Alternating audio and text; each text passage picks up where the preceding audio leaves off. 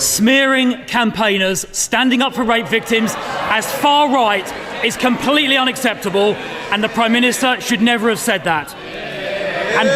And I commend his predecessor, the member for Richmond, for the grooming gangs task force he set up, which led to 550 arrests in its first year.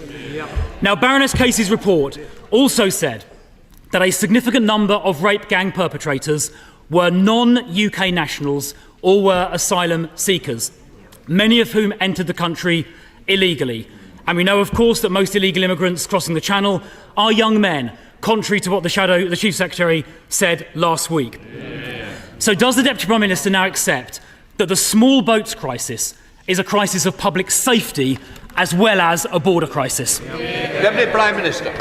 Well, Mr Speaker, this is a very serious issue and more needs to be done. And let me update the House. Working with our allies, we've carried out a series of major arrests to tackle smuggling gangs behind this vile trade. In the past month, a ringleader that smuggled almost 4,000 migrants has been jailed for 25 years. We could go further thanks to the law enforcement agreements we struck with Germany, Italy, Serbia and the Balkan states. In stark contrast to the honourable gentleman, he was the man at the heart of the Home Office when immigration soared.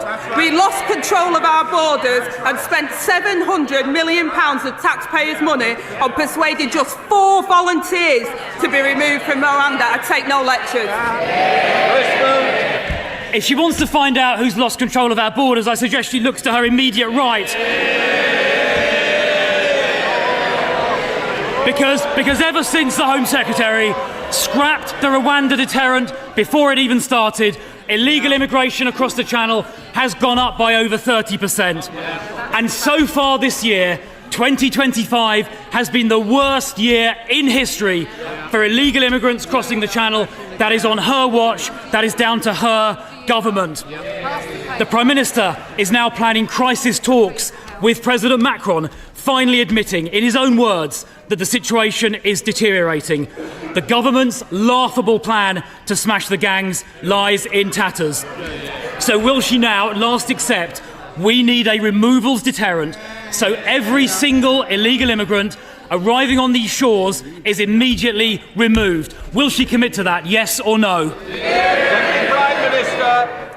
Well, Mr Speaker, if they want to argue that 40,000 arrivals since July 24 are down to the scrapping of the Rwanda scheme, they need to explain why there were more than 43,000 arrivals in the same period starting in July 22 when the Rwanda agreement was in place. It's absolute rubbish, Mr Speaker. They lost control.